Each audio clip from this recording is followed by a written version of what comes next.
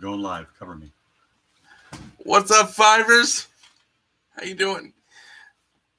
I'm the one-handed gamer, as you know.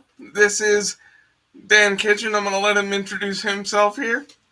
Hello, everyone. My name is Dan Kitchen, video game video game designer, creator, one of the original designers at Activision in 1982, responsible for a number of the original Atari 2600 games that Activision did, and responsible for many Super Nintendo, PlayStation, DS, Game Boy, and other titles throughout the last 40 years. You want to list some notable ones? Crackpots, Ghostbusters, Kung Fu Master, River Raid 2, Advent Rising, Blood Rain, Bart versus the Space Mutants, Bart versus Radioactive Man, Bart versus the World, Goofy's Hysterical History Tour, and many others. All right. Oh, including Desert Bus. That's right. We're going to talk about the legend known as Desert Bus. You might have seen the Angry Video Game Nerd episode where he covered Penn and Teller's Smoke and Mirrors. That includes the Desert Bus, the most boring video game in all of history. And that was the plan. That's right. I produced it with Penn and Teller, along with Mofo the Psychic Gorilla, Buzz Bombers, and many of the other games that were in Smoke and Mirrors. Nice. Now, we've met before, and you told me some cool stories about Activision. You want to start with one of those? Sure. So I was a programmer back in 1979. I did a lot of Apple II games back when we only had 16K and used to load our games from a cartridge, actually a tape cassette player, onto the Apple II. I did a number of adventure games similar to Zork. One was Crystal Caverns, one was Crime Stopper, and then moved on to learning the Atari 2600. My brother Gary did Space Jockey, one of the original early games you can still find on the internet. And after that, we were beginning to play Activision games, which were incredibly much better than the Atari games. And it was really cool. At the back of each cartridge manual, they had the picture of the four designers: David Crane, Mr. Pitfall, Bob Whitehead, Al Miller, Larry Kaplan, who did Kamoon. So my brother and I, working on our little basement in New Jersey with two other guys, were really excited about Activision and wanted to join a company like that. So my brother took out the manual from one of the boxes, and with pencil, he redrew our faces over the back of the four guys who were the Activision founders and stuck it up on the wall and said, one day we're going to be those guys. And long story short, we eventually met them at a trade show. We flew out to see them, and lo and behold, we were hired by Activision as the Eastern Design Center. I'm kind of hoping that you guys can hear us properly, because I'm noticing that the microphone bars aren't going. Oh, yeah, they are. There they are. They're moving. So they can hear us. Okay. Sort of like redoing Mount Rushmore then. That's correct. Writing. That's right. Yes, our four faces were up there. I think I was where Teddy Roosevelt was, and yeah, it was a lot of fun. It was fun joining them. Very cool. What's your fondest memory working for Activision? Well, one of my fondest memories was before I worked for Activision. We went out for an interview in their conference room in Santa Clara, California, and we were interviewed by the four guys: Dave Crane, Bob Whitehead, Al Miller, Larry Kaplan. And at that time, Activision had just released Al Miller's Air Hockey Activision game, which is two players kind of head-to-head on the screen playing hockey. And throughout the interview, we talked about our experience and the games we wanted to do. And my brother mentioned, my brother Dan is really wicked good at air hockey. And so in the middle of the interview, they found a cartridge, plugged it into the system on the table, and then Al Miller slid over a joystick to me and said, "You want to play?" And I said, sure. And so I played Al Miller during our Activision interview on his own game that just came out, and beat the hell out of him. And what he didn't realize is I had a little sneak move I could do to force the puck into the game. Sorry. We want to go and change Lorraine in case you need us. Okay. We are down there. Okay. Thank you. So I had a little sneaky move where I could get behind the goal and flick the puck into the goal. And the first time I did it, Al Miller put down the controller and said, "What the hell was that? Must be a bug." And I said, "No, no." And Gary started laughing and said that I had this technique. And so in our interview, I beat the crap out of Al Miller at his own game, and I think that kind of solidified in him that we're probably good to go as far as Activision employees. Mr. Miller didn't like the fact that he was getting shown up at his own He was game. getting shown up. We all laughed about it, went out to lunch, and ended up working out a deal where we became their Eastern Design Center. I should add that I'm going to attempt. We're going to attempt to try and get David up here for an interview as well at some point. I think we talked about it. Yes. Now David is based in California, so you can do a feed with him coming into your feed. Awesome. He's based out still in the San Francisco Bay Area. Yeah. One of my biggest hopes and dreams one day is to do exactly what you did to Al Miller with Ed Boon. I'd love to beat him at Mortal Kombat. So Ed, if you're listening, Yes, Ed, if you're listening, I will contact you. This man is willing to take you on mano y mano, head to head. I'm coming for you. I'm coming for you, Boon. He's coming for you. I got his back too. I can't beat you, but I'm coming for you. yeah.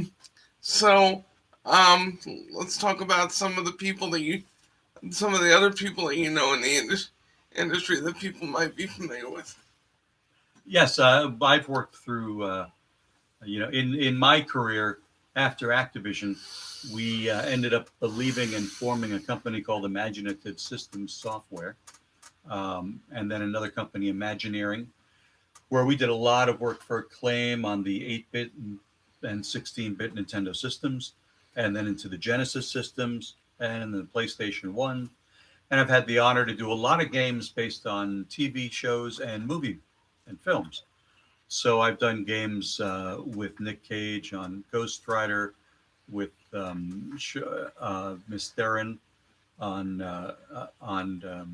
Eon Flux. I've had the opportunity to do games with Matt Groening for The Simpsons, worked on Home Alone. And so I've met a lot of good, wonderful talent in the business who create movies and film properties that we've turned into games. And I've met a number of incredible designers. There's one infamous movie tie-in game that I want to save for later on in the interview. Toys, obviously. Obviously. Yes. Well, we could jump into that right now if you'd like. Yeah, let's do that, actually. So when we were together, my brother and the team, we did a lot of games that were sometimes used in films. Most recently, about 10 years ago, I produced the games that were in Adam Sandler's Grandma's Boy film with Alan Covert.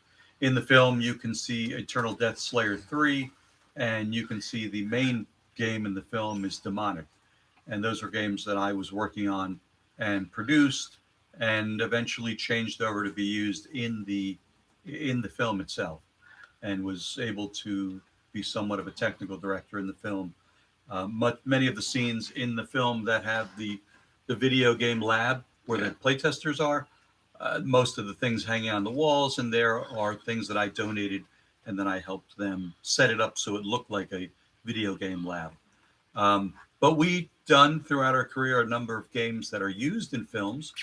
And at one point we were approached in the 90s, early 90s, by one of the reps that I had used in California, one of the agents, and said, "I'm working with Barry Levinson and Robin Williams on a new Christmas film, and we want a video game in it."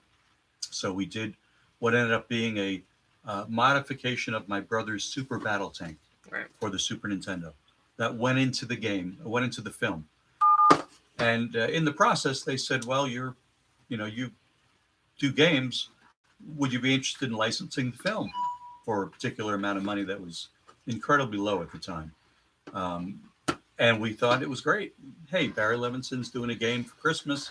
Robin Williams a star. It's about toys. It's going to be cool. And so we designed, with very little input from the studio, a game called Toys. I think David Crane, who worked with us at the time, was the chief designer. And the game was pretty good. And then opening day comes, and we go to the theater all excited to see the movie. And it was, I think, probably one of the biggest disappointments since Edison invented a way to put moving pictures on film. It was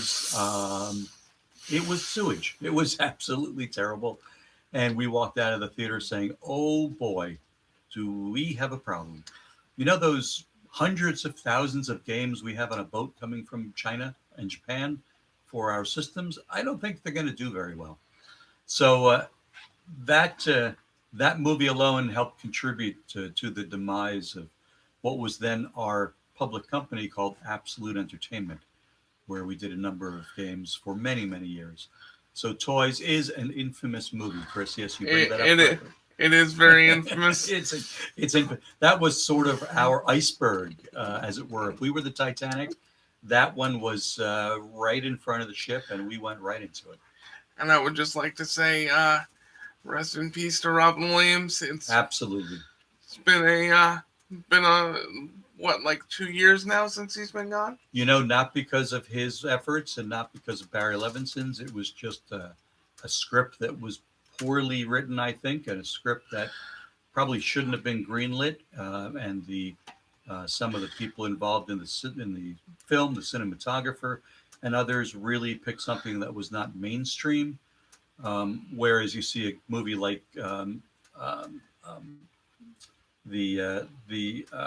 Elf movie, which is a perfect Christmas film that's mainstream with a mainstream topic. Yes, God rest Robin, and certainly it was not to his.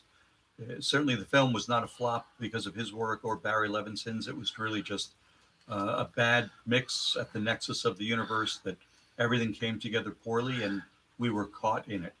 I'm gonna lead into that with this. If any one of you are ever feeling, thoughts of depression or suicide, reach out to somebody. There's always somebody willing to listen to you. So just reach out if you're ever feeling thoughts or feeling depressed. Now, talking about the movie tie-in games, is there one movie license that you wish you would have gotten and you would have had the chance to work on? That isn't. Do you have one in mind you're thinking of? No, not really. I mean, I definitely think so. There are some games that need to be made into movies. I don't know about movies that need to be made into games. Well, we had worked with Disney Studios back in the early '90s and did a Sega Genesis game based upon their character Goofy, which was a lot of fun to work with. They were a great team. And at the time when we were finishing Goofy, they had offered us the license to Nightmare Before Christmas. Oh, great. And I saw the early cuts from that were coming out, the B-roll cuts, the dailies, and I just fell in love with it and thought it was one of the greatest animated films ever.